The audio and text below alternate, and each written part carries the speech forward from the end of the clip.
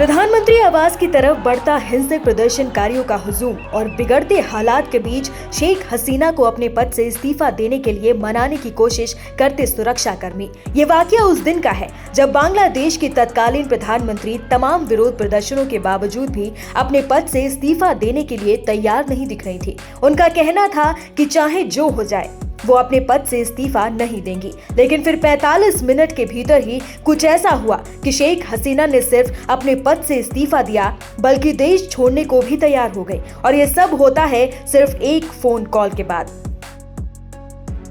बांग्लादेश की मीडिया में छपी खबरों के अनुसार देश में बिगड़े हालात को देखते हुए पूर्व प्रधानमंत्री शेख हसीना की सुरक्षा में लगे सुरक्षा कर्मी उन्हें बार बार हालात से वाकिफ कराते हुए पद छोड़ने का आग्रह कर रहे थे, लेकिन वो किसी की बात सुनने को तैयार नहीं थी। एक समय तो ऐसा भी आ गया था कि जब पुलिस के आला अधिकारियों ने भी उनके सामने ये साफ कर दिया था कि अब उनके लिए भी हालात बेकाबू होते जा रहे हैं।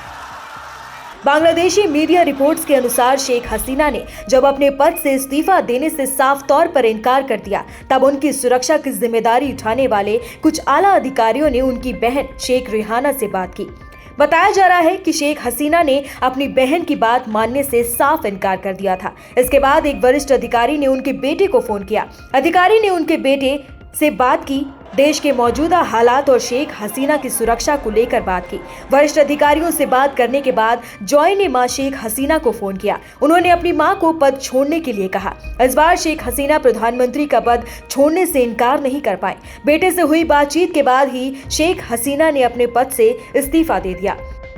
बांग्लादेशी मीडिया रिपोर्ट्स के अनुसार शेख हसीना चाहती थी कि अपने पद से इस्तीफा देने और देश को छोड़कर जाने से पहले वो राष्ट्र के नाम अपना संदेश दे।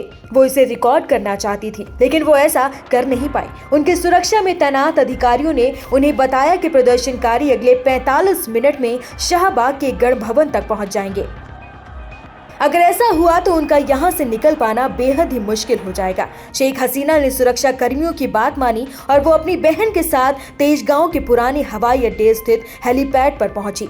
इसके बाद वो बंग भवन पहुंची। बंग भवन पहुंचने के बाद ही उन्होंने अपने पद से इस्तीफा देने को लेकर तमाम तरह की औपचारिकताओं को पूरा किया।